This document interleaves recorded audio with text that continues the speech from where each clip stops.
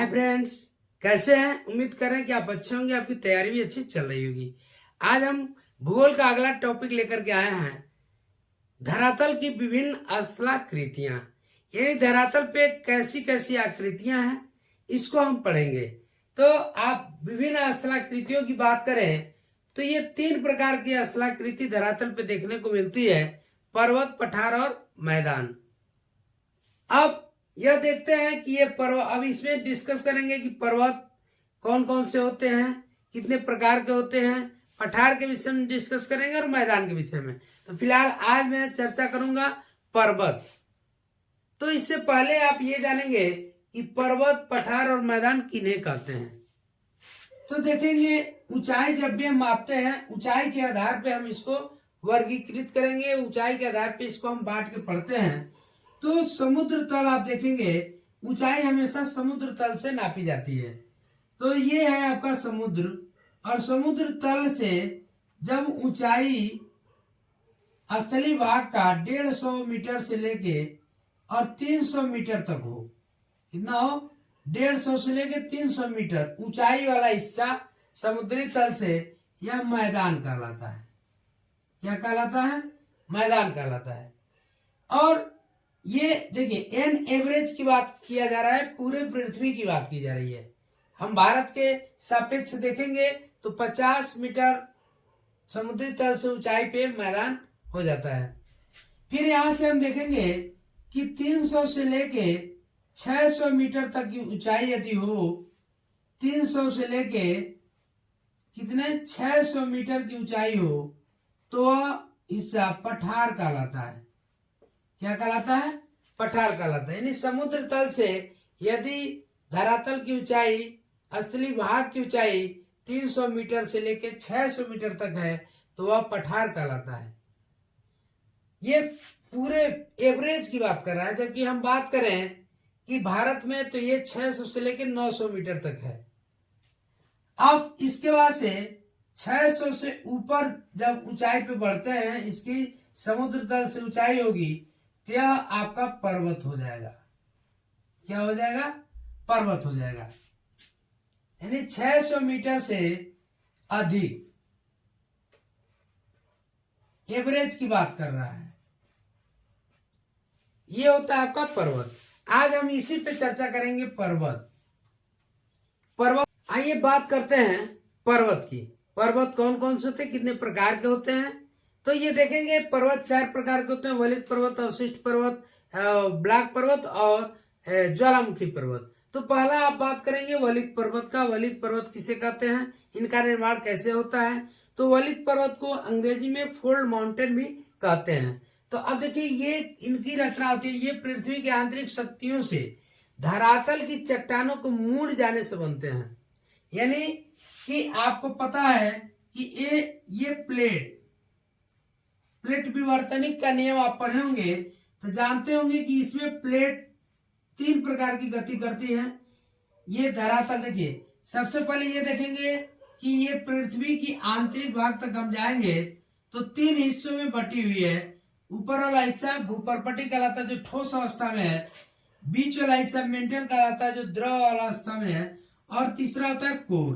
तो ये वाला हिस्सा, जब इसमें कोई किसी प्रकार की क्रिया होती है तो ये ऊपरी हिस्सा टूट जाती है, टूट के प्लेटों का निर्माण होता है। और जब ये प्लेटें क्या करती है? गति करती है। यदि ऐसे गति करती हैं, जिसको अभिसारी गति कहते हैं, अभिसारी क्रिया यदि होता है प्लेटों में, या प्लेट एक दूसरे के ऊपर ऐसे आकर के जब टकराती हैं, तो वहां से यह वाला हिस्सा टकराने के फलस्वरूप ऊपर उठ जाता है। ऐसे टकराने के फलस्वरूप क्या होता है? ऊपर उठ जाता है। तो यही ऐसे पर्वत जो बनते हैं, यानी अभिसारी गति के कारण जो पर्वत बनते हैं, वह वलित पर्वत कहलाते हैं। यानी आप समझेंगे कि ये चट्टानें, तो ये चट्टानें 3 प्रकार की गति करती हैं। एक तो अभिसारी हो गया, अपसारी हो गया। जैसे एक तरफ ये देखेंगे, दूसरे प्रकार की चट्टान ये है। ये 2 चट्टानें या तो इधर जाएंगी या तो इधर जाएंगी। ये जब दोनों तरफ जाएंगी तो अपसारी होता है। और दूसरा होता है या तो प्लेट ऐसे एक दूसरे के क्षैतिज गति में जाते हैं, जैसे ये जा रहा है इधर और ये आ रहा है इधर। ऐसे होता है, कहीं के जाके या आपस में जा करके या एक दूसरे से क्या करता है, टच करते हुए चला जाता है। तो ये अपसारी, अभिसारी, अपसारी, और ये होता है रूपांतर परिसीमा या रूपांतर गति।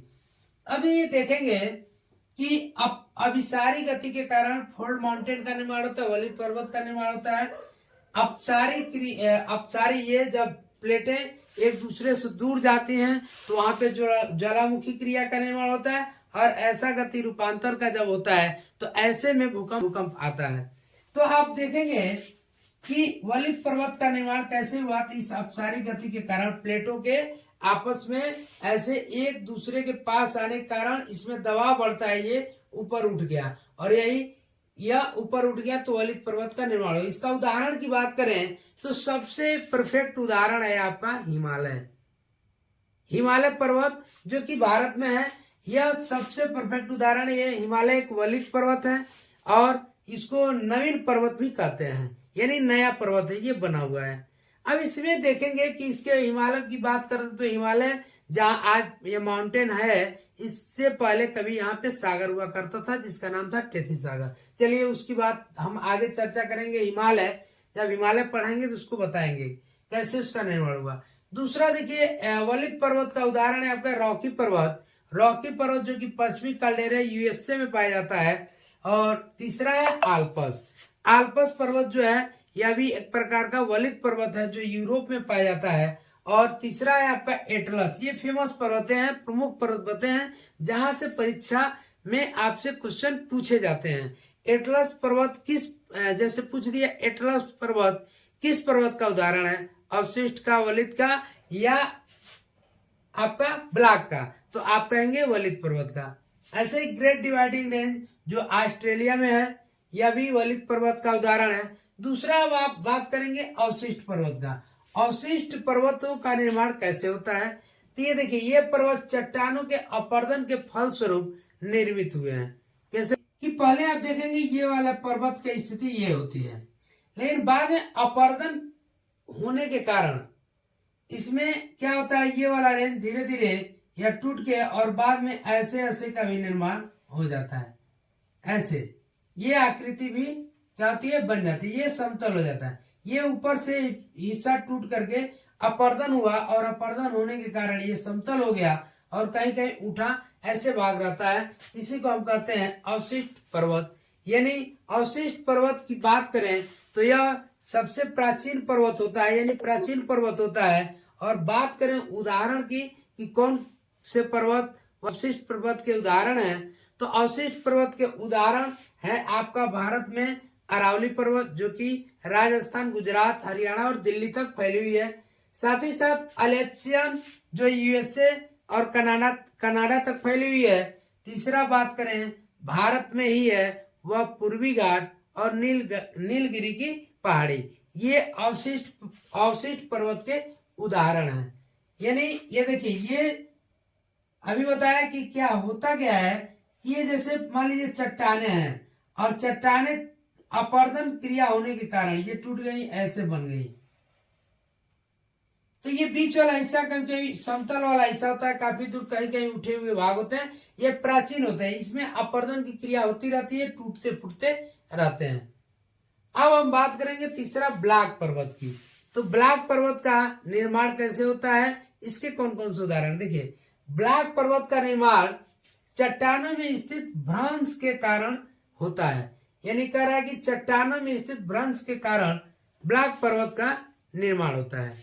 अब देखिए ये आपका एक मान लीजिए चट्टान है, ये आपका एक चट्टान है, इसमें दरारें पड़ गई या टूट गई, ये दो हिस्सों में।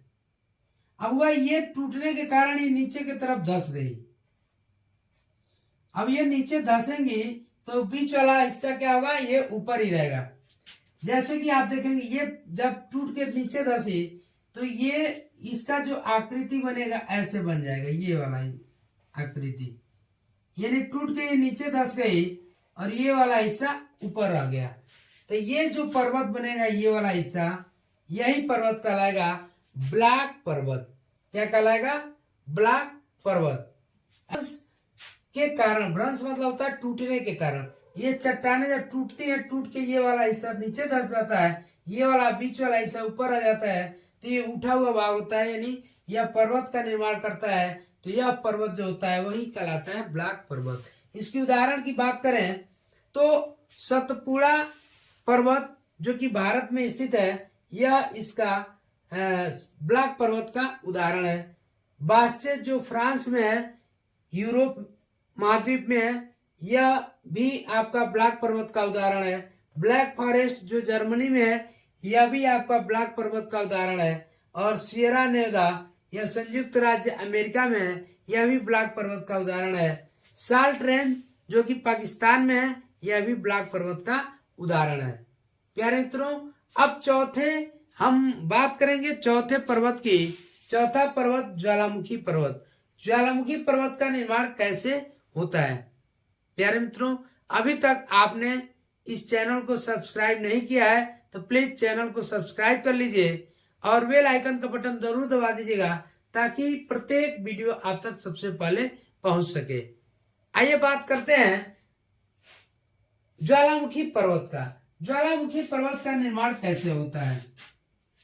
तो आपको पता है कि धरातल पे जब ज्वालामुखी क्रिया होती है तो उससे जो लावा निकलते हैं ऐसे ऐसे हो करके, और ये लावा धरातल पे आ जाते हैं और धीरे धीरे ये पूरा लावा से ये भर जाता है। ये हिस्सा जब लावा नीचे से मैग्मा निकलता है, बाहर आके लावा के रूप लेता है और धीरे धीरे ये ठंडा हो करके, ठंडा होने के बाद देखिए अम्लीय लावा के निरंतर जमाव के कारण इसका निर्माण होता है।